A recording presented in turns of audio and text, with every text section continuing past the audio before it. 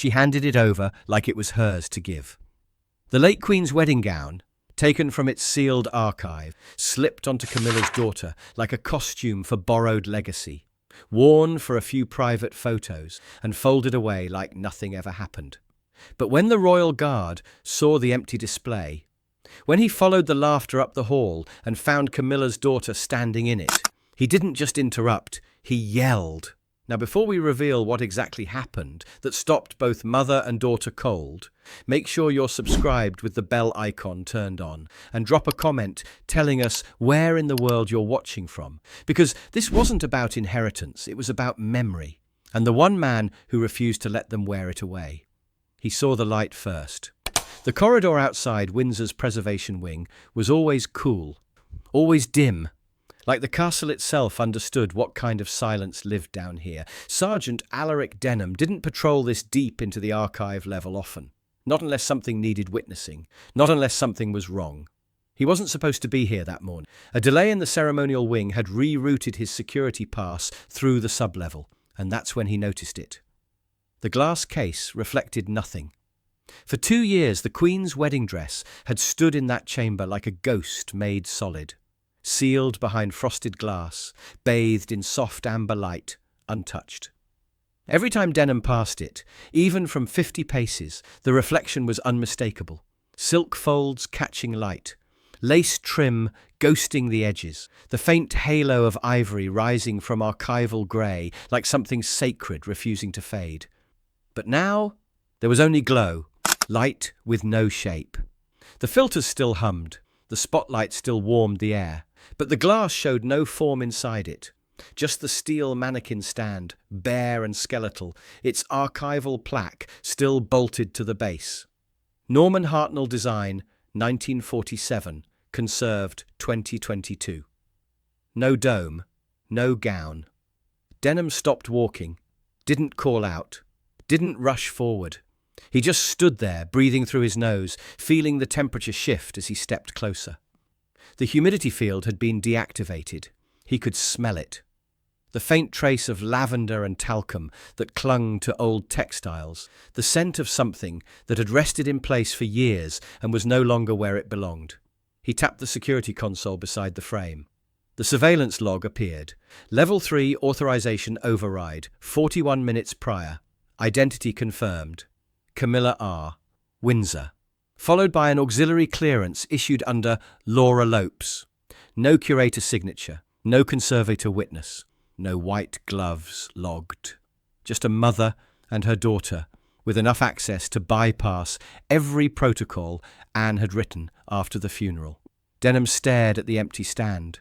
Then, finally, after a long pause, he keyed one line into the encrypted channel tied directly to Princess Anne's equerry. It's gone. And they didn't even dim the lights.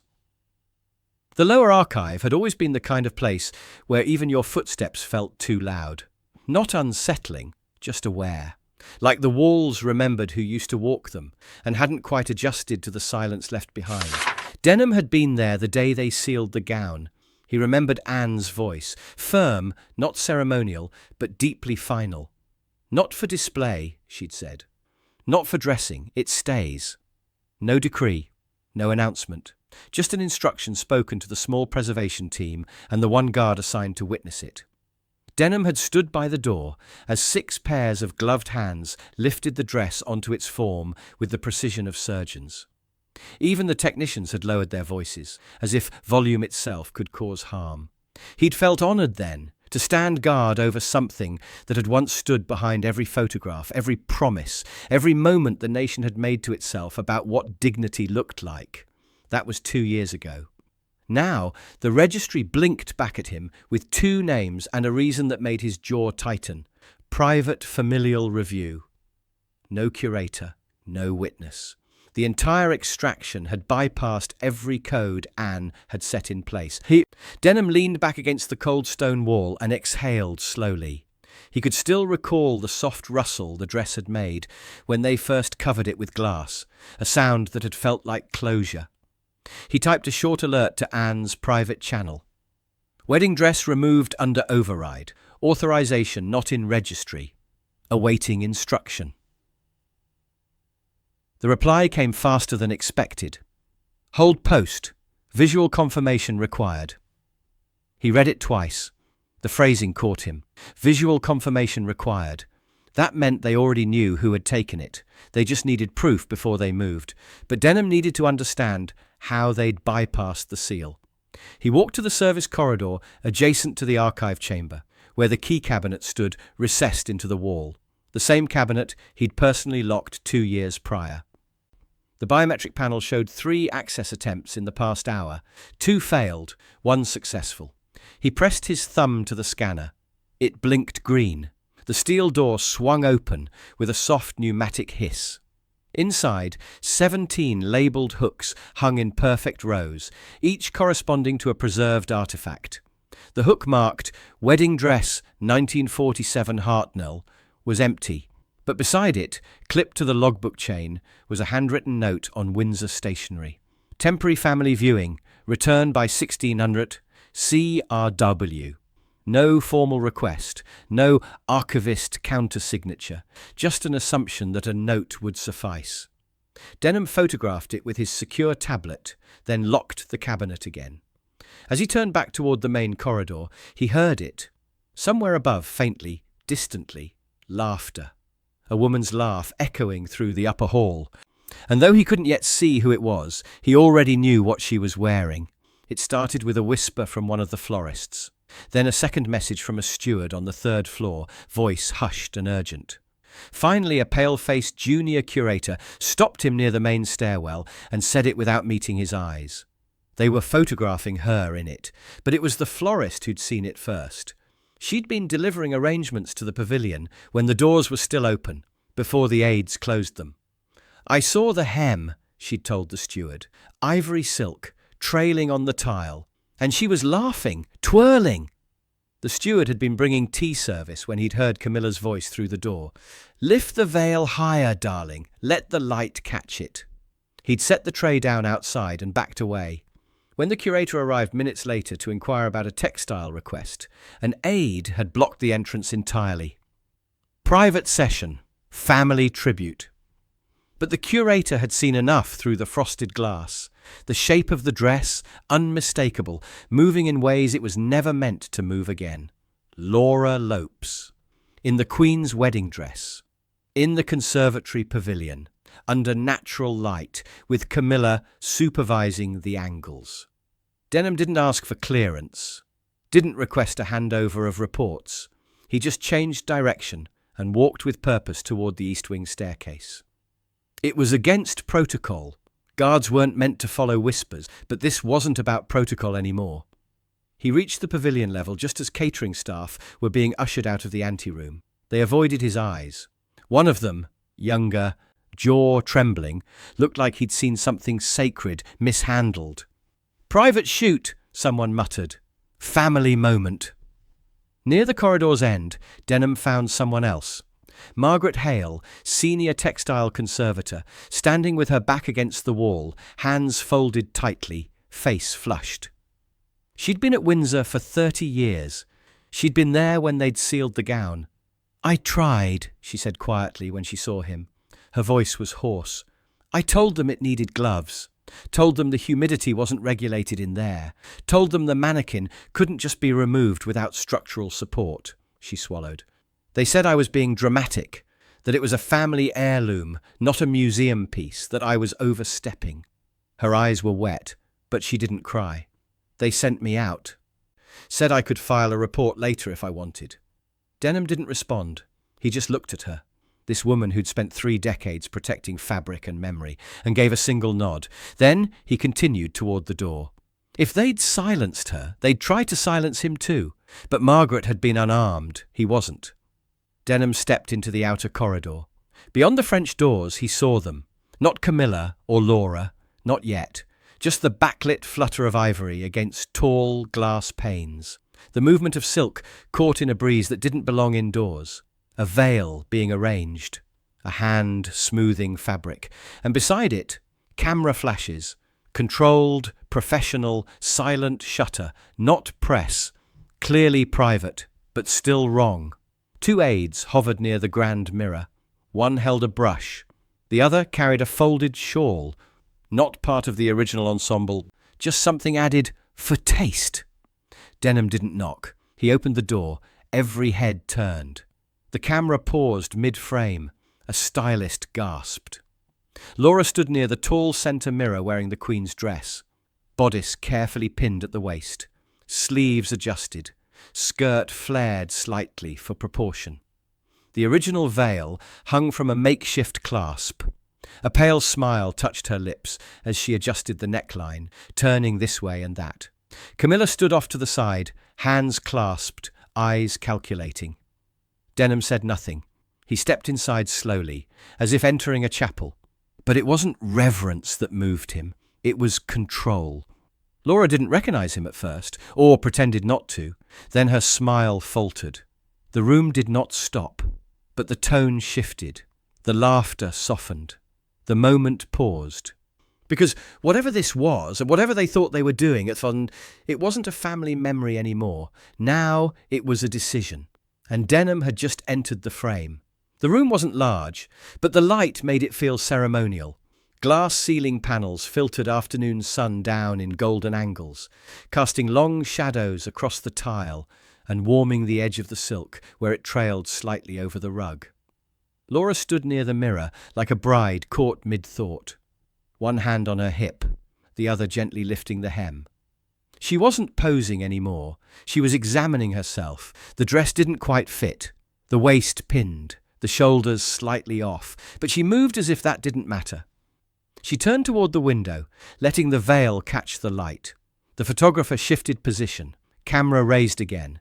Then Denham stepped fully into the space, and no one took the next shot. Camilla noticed him first. Her expression didn't change, not right away. She didn't flinch, didn't smile, just turned slightly and studied the man now standing between the camera and the subject. "Sergeant," she said, her voice even, "you've left your post." Denham said nothing. A quiet hum of discomfort passed through the room. The stylist lowered her brush. One of the aides stepped aside, instinctively clearing space.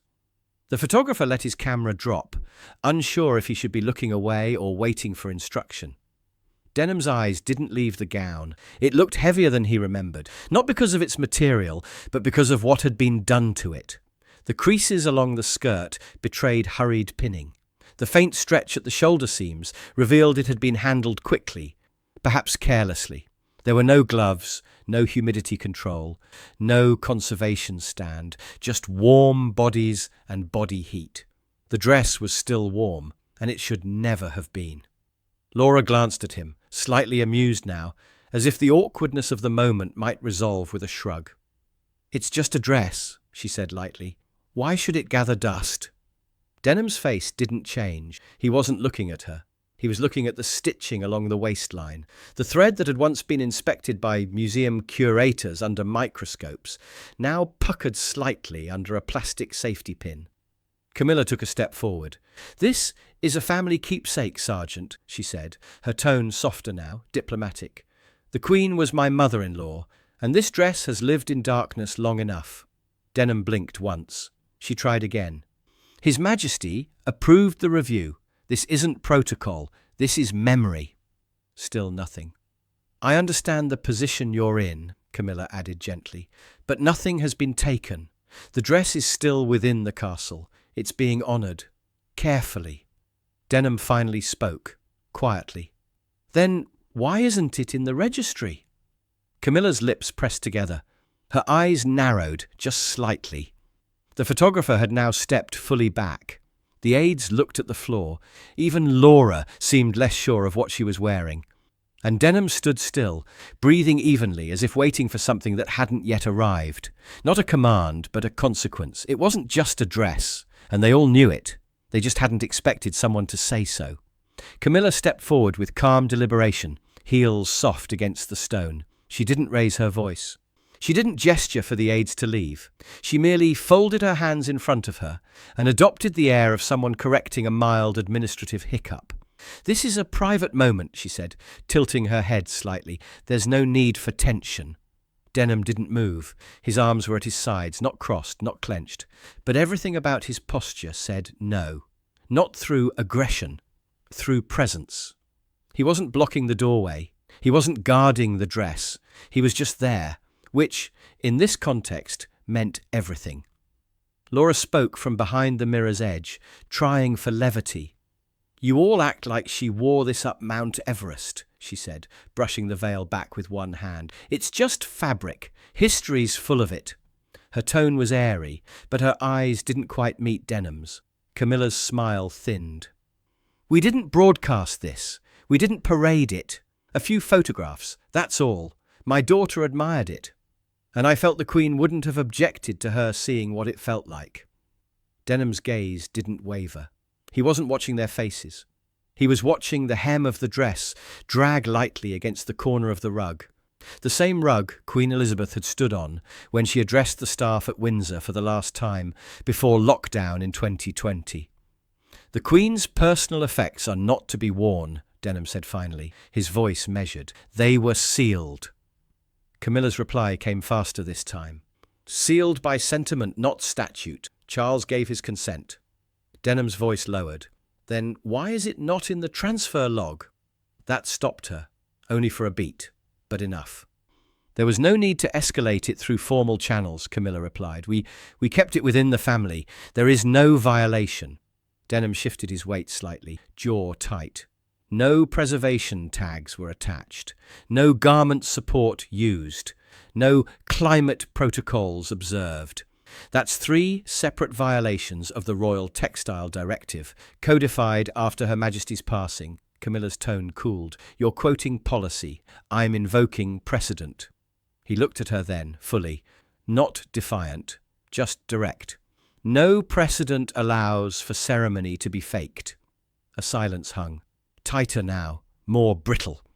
Before Camilla could respond, one of the aides, a slim man in his 40s with Windsor credentials clipped to his lapel, stepped forward cautiously.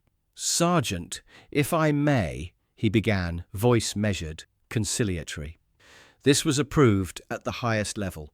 Not through formal channels, perhaps, but through direct family authority. The Queen Consort has every right to access her late mother-in-law's effects for private reflection. Denham turned his gaze to the aide. "Private reflection doesn't require a photographer." The aide's jaw tightened, but he pressed on. "The dress wasn't being harmed. It was being honoured. Lady Laura has deep respect for—" "Respect," Denham interrupted quietly, "would have kept it in the case." The aide faltered. He glanced at Camilla, searching for support. She gave a small nod and he tried again. "You're a guardsman, Sergeant, not a curator, not an archivist. Your role is security, not sentiment." "My role," Denham said, voice dropping, "is to protect what can't protect itself." The aide opened his mouth, but no words came. He stepped back, retreating into the corner beside the photographer. His attempt to diffuse had only sharpened the edge. Camilla didn't blink. "You're not authorized to challenge sovereign clearance, Sergeant."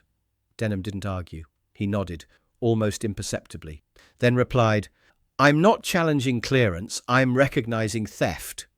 Laura exhaled audibly. "Oh, come on." But the weight in the room had shifted. It wasn't just the dress that sagged now. It was the moment itself. What had begun as a tribute was now visibly, unmistakably a desecration. And still, Denham didn't step forward. He didn't raise a hand, didn't bark, didn't command, because a royal guard shouldn't have to speak, unless no one else will. The aides had begun gathering protective covers. One brought in a shallow case lined with muslin. Another unfolded a padded hanger. "Carefully now," Camilla said softly. "Just fold the hem, not the bodice." The photographer had stepped aside entirely. He was now against the wall, lens cap on. Denham didn't even look at him. Laura adjusted the veil as she turned, smoothing the gown with both palms and lifting the skirt slightly. "Do I change out of it now?" she asked, half laughing. "Or do we just take it as is?" "You'll change in the anteroom," Camilla replied, motioning toward the side corridor. "We'll store it temporarily and move it to Raymill for proper preservation. It can go with your childhood keepsakes." Denham's breath hitched. "Fold it," Camilla repeated, this time more sharply. "And please, watch the lace." That was when Denham moved, just a single step forward, deliberate, heavy, final. No. The word wasn't shouted, not yet. It landed like a blade against marble. Everyone froze. Laura's hands hovered over the bodice. The aides stopped mid-fold. Camilla turned. "I beg your pardon?" "No," Denham said again. And this time his voice lifted, controlled but unmistakably louder. "That gown is not yours." Camilla stared at him. "It's not hers," he continued, nodding toward Laura. "It's not a prop. It's not a family keepsake. It doesn't belong to a scrapbook or a wedding folder or a childhood memory." He stepped closer now. The air in the room had shifted entirely. No one breathed. "That gown belonged to the last woman in this country who never needed a crown to lead, who wore that dress before any of us were born, before Balmoral was public, before Windsor had tour groups, before memory could be cheapened into photographs." Camilla tried to speak. "Sergeant, you unsealed a legacy with a keypad," he said sharply, his voice rising again. "You handed it to your daughter like it was a party favour, and you're about to fold it like laundry." His voice was fully raised now, not out of anger, out of defiance. "I served that queen. In abundance for years. I watched her walk past war veterans and presidents and kitchen staff with the same dignity she wore that gown with. And you think you can pin it with clips and send it off to a countryside attic?" Laura was visibly shrinking now, one hand still on the veil, but her chin lowered. "It's just fabric," she murmured. "No," Denham said, almost a growl. "It's not. It's the last thing she touched that still holds its shape. The last stitch from a time when royalty meant more than ribbon cutting and seasonal optics." Camilla's voice was cold now. "This is insubordination. This is protection," he shot back. She stepped toward him, finger half raised. "You're shouting at my daughter."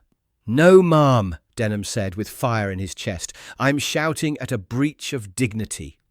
And for a moment, just a moment, the sound of the castle returned to its old rhythm, solemn, unblinking silence. The kind of silence that used to follow her footsteps, the kind that didn't tolerate spectacle, the kind that now had to be defended out loud. Outside in the corridor, 2 junior guards on patrol had stopped mid-step. They looked at each other, uncertain. One reached for his radio, then hesitated. The other simply stared at the closed door, knowing that whatever had just happened inside wasn't something you interrupted. Down the hall, near the service stairs, Margaret Hale heard it too. She closed her eyes and exhaled slowly, not in relief, but in recognition. Someone had finally said it. Denham didn't step back.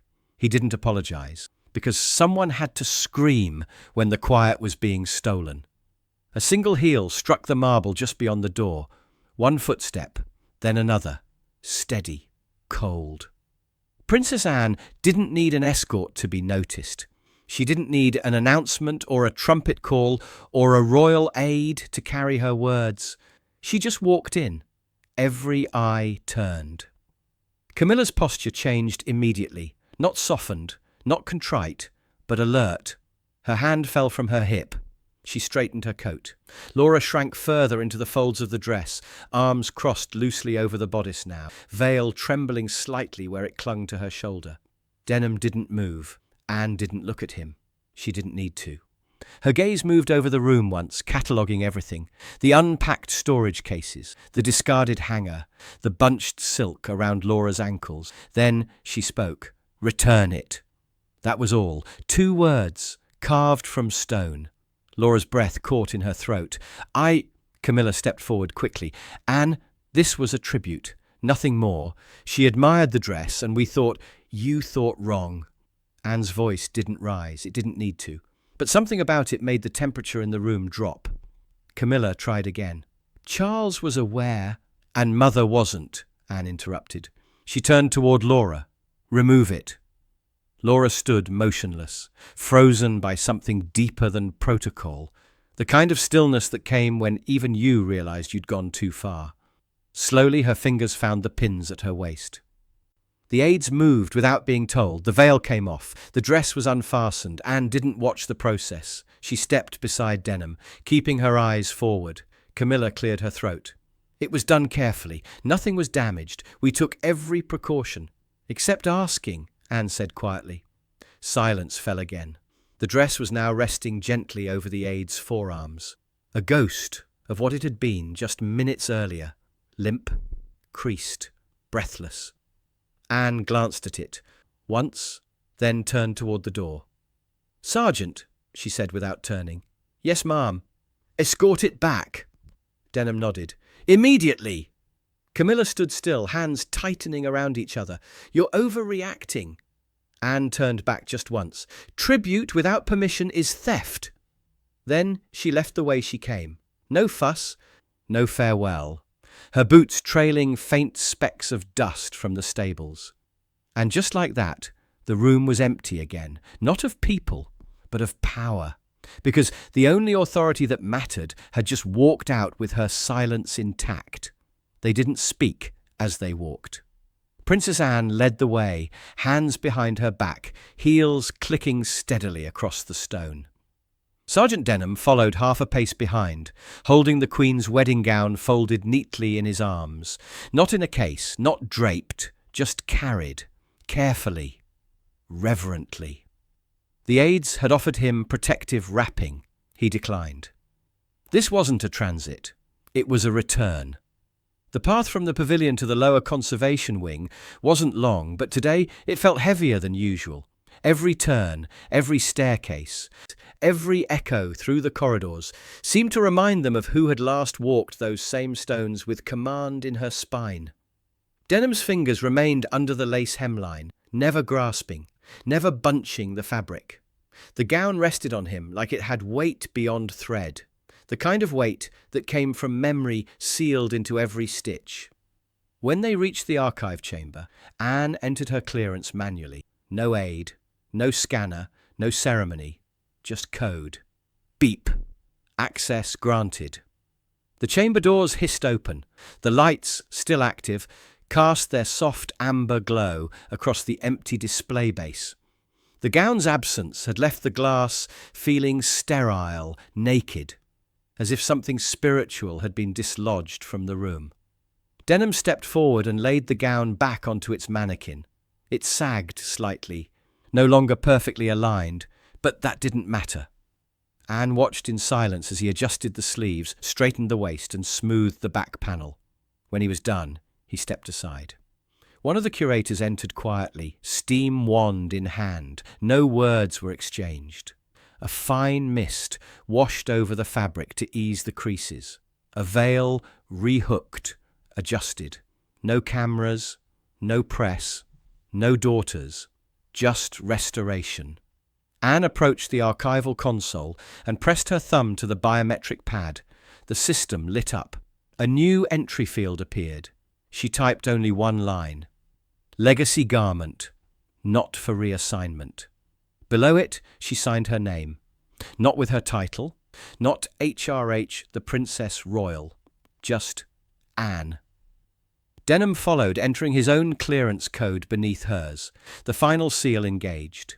The glass enclosure reactivated, soft air pressure rising within, humidity recalibrated, temperature restored.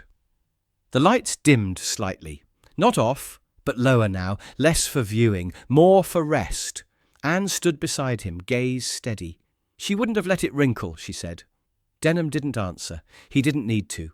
The seal clicked shut. A faint hum resumed. And once again, the Queen's dress stood alone, untouched, unspoken for, and exactly where she had left it. When they re-emerged into the main corridor above the archive level, the hallway was quiet. The aides were gone. The stylist's brush left on a velvet stool near the wall. The garment cases closed, but empty. Denham adjusted his jacket, now stiff from the stillness of the sealed chamber, and followed Princess Anne toward the western hall where daylight still lingered through the high archways. At the far end of the corridor stood Camilla, alone now. No daughter, no staff, no dress. She didn't walk away. She didn't confront. She simply stood in the filtered sunlight, arms folded across her midsection, a flat expression on her face, like someone who had miscalculated and now wasn't sure if it showed. Denham passed her, without slowing. Her voice followed him, low but clear. "This won't be forgotten." He paused, just briefly, didn't turn his head. "It wasn't meant to be," he said, then kept walking. Behind him, Anne caught up with quiet steps, not rushing, not trailing, just there beside him now. They walked in tandem through the last hallway that led back to the grand stair. "I'll file the notation," she said. Denham nodded once. Understood. They didn't discuss it further. There was nothing left to litigate. The dress had been seen, handled, worn, stopped, and returned. A mistake had been made, and it had been corrected. As they reached the crest of the staircase, Anne paused. Not to speak, not to issue thanks. She simply looked at him, met his eyes, and gave a single nod. It wasn't acknowledgement, it wasn't approval, it was something quieter. A confirmation between two people who had both chosen duty over silence, when the silence had been broken first. Denham dipped his head once in return. They parted at the base of the landing, Anne moving toward the private stables, Denham toward the guard's wing. Behind them, the corridors of Windsor closed back into quiet, not erased, not restored, just steadied. That night, long after the staff had retired and the castle settled into its ancient creaking rhythm, Denham returned to the archive chamber. He didn't announce himself, didn't log the entry. He simply used his access code, slipped inside and stood before the sealed case where the dress now rested once more. The lighting was dim, set to night mode, a soft amber glow that barely illuminated the gown's silhouette. He approached slowly, boots silent on the stone floor, and stopped just short of the glass. For a long moment, he simply looked at it. The fabric had been steamed, the creases smoothed, but something about it still looked wounded, like it had been woken from a long sleep and forced to remember. Then he noticed it. On the floor of the display case, just beneath the hem, something small and white had fallen. He keyed open the environmental seal, carefully, deliberately, and reached inside. His fingers closed around a small folded square of linen, a handkerchief, monogrammed, E.R. It must have been tucked into the gown's inner pocket when they'd sealed it 2 years ago, displaced when Laura wore it, forgotten when they'd rushed to return it. Denim unfolded it slowly. The fabric was soft, worn thin in places from use. And in one corner, faintly, he could still smell it, lavender and soap, the Queen's scent. Not preserved artificially, not sprayed or maintained, just there, still holding on. He stood there for a long time, the handkerchief resting in his palm, feeling the weight of what he'd protected without even knowing it was there. This wasn't just about a dress. It was about every small, personal thing she'd left behind. Things that couldn't be replaced, couldn't be borrowed, couldn't be tried on for photographs. He folded the handkerchief carefully and placed it back inside the case, tucking it gently into the mannequin's base where it wouldn't be disturbed again. Then he resealed the glass, checked the humidity one last time and stepped back. The faint hum of the environmental controls resumed. The gown stood silent once more, holding its secrets close. Denham turned and left the chamber, the scent of lavender still faint in his memory. Because some things don't get settled with policy. Some things settle when the people meant to protect them finally remember what they were standing in front of. And this time, they had. Should the Queen's dress have ever been worn again? Even by family? Was the royal guard right to yell? Or should he have stayed silent? And if you were Princess Anne, would you have let it go? If you believe some things should never be repurposed, tap that like button. Make sure you're subscribed with the bell icon turned on, so you don't miss the next moment they never expected to be seen. Share this with someone who remembers what that gown once meant. And we'll see you tomorrow, same time, right here.